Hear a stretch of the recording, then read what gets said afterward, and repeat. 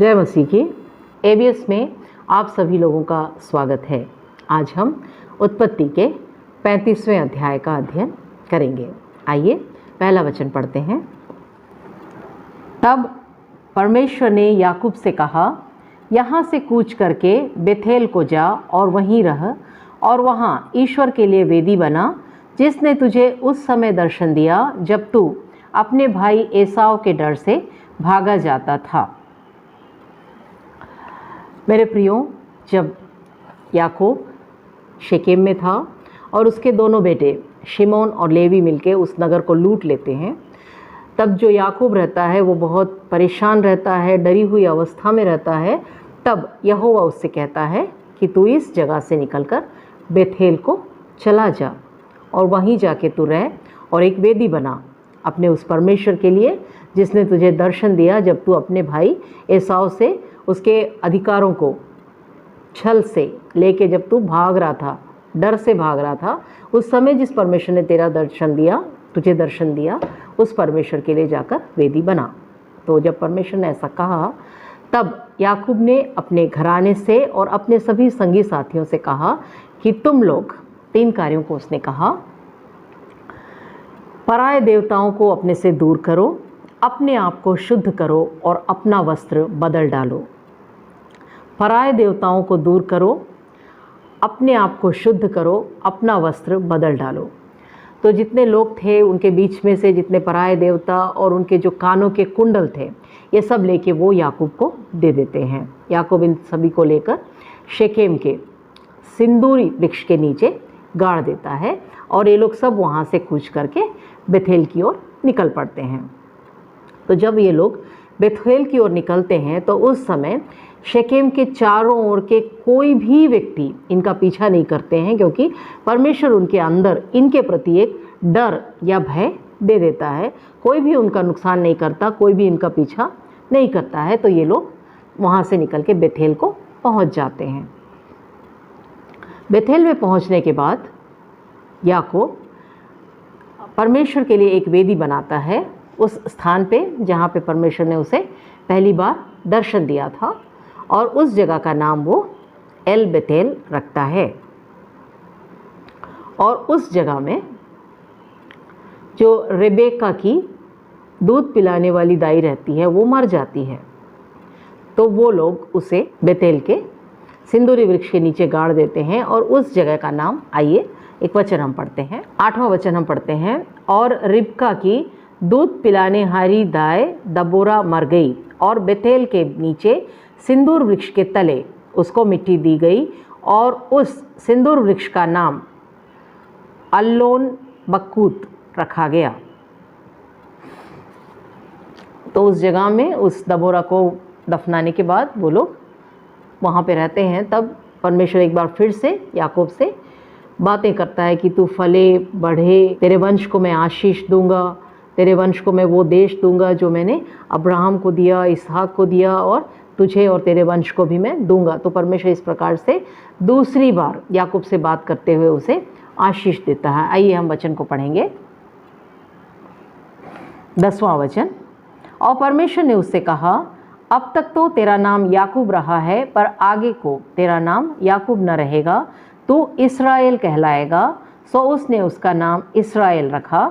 फिर परमेश्वर ने कहा, मैं सर्वशक्तिमान ईश्वर हूँ, तू फूले फले और बढ़े और तुझसे एक जाति वरन जातियों की एक मंडली भी उत्पन्न होगी और तेरे वंश में राजा उत्पन्न होंगे। और जो देश मैंने इब्राहिम और इसहाक को दिया है वही देश तुझे देता हूँ और तेरे पीछे तेरे वंश को भी दूंगा। तब परमेश्वर उस स्थान में जहाँ उसने याकूब से बातें की उसके पास से ऊपर चढ़ गया, और जिस स्थान में परमेश्वर ने याकूब से बातें की वहाँ याकूब ने पत्थर का एक खंभा खड़ा किया और उस पर अर्घ देकर तेल डाल दिया। यहाँ पर हम देखते हैं कि परमेश्वर ने याकूब को आशीषों को देता है कि मैं तेरे और तेरे वंश को बढ़ाऊंगा और तेरा नाम याकूब नहीं बल्कि इस्राएल होगा। तो उस जगह का नाम याकूब बेथेल रखता है और वहाँ से वो लोग कूच करके आगे की ओर बढ़ते हैं। एफ्राता नामक जगह पे जब वो लोग जाते हैं तो उस जगह में राहेल को प्रसव की पीड़ा बहुत ज़्यादा होती है। तो उसकी दाई उससे ऐसा कहती है कि तू मत घबरा, दोबारा भी तुझे लड़का ही होगा। तब राहेल की जो दर्द है वो बहुत ज़्यादा बढ़ जाता है और वो पुत्र को जन्म देकर मर जाती है। तो मरने के पहले वो अपने बेटे का नाम बिन्नोनी रखती है, लेकिन याकूब अपने उस बेटे का नाम बिन्यामीन रखता है। इस प्रकार से उस एप्रेता में राहेल को मिट्टी दी जाती है और वहाँ से वो लोग आगे बढ़कर एतेर नामक जगह में जाते हैं। उस जगह में याकूब का बड़ा बेटा रूबेन बिल्हा नामक याकूब की दासी के साथ कुकर्म करता है। और उसके आगे हम पढ़ते हैं याकूब के वंशावली का वर्णन है। और उसके बाद फिर ये लोग कूच करके हब्रोन नामक जगह में जाते हैं। यह हब्रोन वही जगह है जहाँ पे अब्राहम रहता था, जहाँ पे इसहाक था, और वहीं पे ये लोग जाते हैं। और जब इसहाक की आयु 180 साल की हो जाती है और जब वो बहुत बूढ़ा हो जाता है तब वो मर जाता है और उसके दोनों बेटे एसाव और याकूब मिलकर उसको मिट्टी देते हैं। इतनी बातों को हम इस 35वें अध्याय में पढ़ते हैं।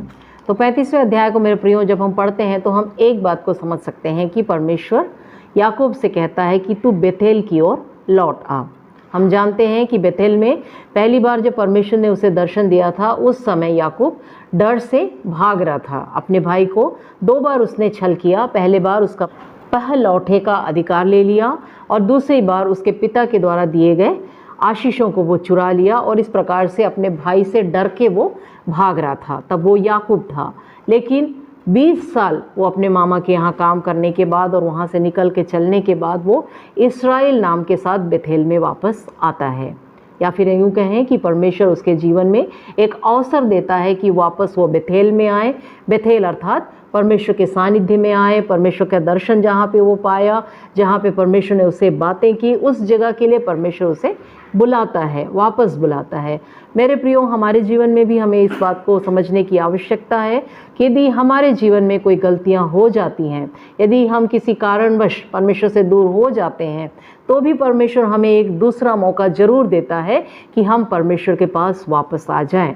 और जब कभी परमेश्वर ऐसा मौका हमें दे तो उस समय ठीक उसी प्रकार जिस प्रकार से याकूब ने उस मौके को ना गवाते हुए बेथेल में आया, हमें भी परमेश्वर के सानिध्य में आने की आवश्यकता है। आइए एक और बात को हम यहाँ पे देखते हैं। 5वां वचन, तब उन्होंने कूच किया और उनके चारों ओर के नगर निवासियों के मन में परमेश्वर की ओर से ऐसा भय समा गया कि उन्होंने याकूब के पुत्रों का पीछा ना किया। मेरे प्रियो, हम जानते हैं कि याकूब के दोनों बेटों ने मिलकर जो शेखेम नगर है उसे पूरी तरीके से लूट लिया। लेकिन फिर भी उन लोग जब उस नगर को छोड़ के वापस आ रहे थे तो उस नगर के आसपास के कोई भी लोग इसका विरोध करने के लिए या इन लोगों का नुकसान करने के लिए या इनका पीछा करने की हिम्मत उनमें नहीं हुई, क्योंकि परमेश्वर ने इन लोगों के प्रति उनके अंदर एक भय डाल दिया। हमें इस बात को समझने की आवश्यकता है कि हमारे दुश्मन कितने ही शक्तिशाली क्यों ना हो, सामर्थी क्यों ना हो, बड़े क्यों ना हो मेरे प्रियो, लेकिन जब परमेश्वर हमारी ओर रहता है तो परमेश्वर इनके अंदर, हमारे शत्रुओं के अंदर वो भय डाल देता है कि वो हमारे लिए कोई भी रुकावट नहीं बनते हैं। और एक बात को और इस वचन में हम पढ़ते हैं और वो है 22वां वचन। यहाँ पे लिखा हुआ है कि रूबेन ने बिल्हा के साथ कुकर्म किया। तो यहाँ पे हम देखते हैं कि दूसरी बार कुकर्म का किया जाना, पहले के साथ कुकर्म किया गया और दूसरी बात बिल्हा के साथ कुकर्म किया गया। तो मेरे प्रियो, इतनी बातों को हम इसके अंदर पढ़ते हैं। और आगे 36वें अध्याय को यदि हम देखें तो वहाँ पर हम एसाव की वंशावली का अध्ययन हम 36वें अध्याय में करते हैं। जैसा कि हम जानते हैं कि याकूब की 2 पत्नियां थीं, लिया और राहेल, और उनकी 2 दासियां थीं, बिल्हा और जिल्पा, और इनके बच्चों का पूरा नाम और वर्णन हम बीते दिनों में पढ़ चुके हैं।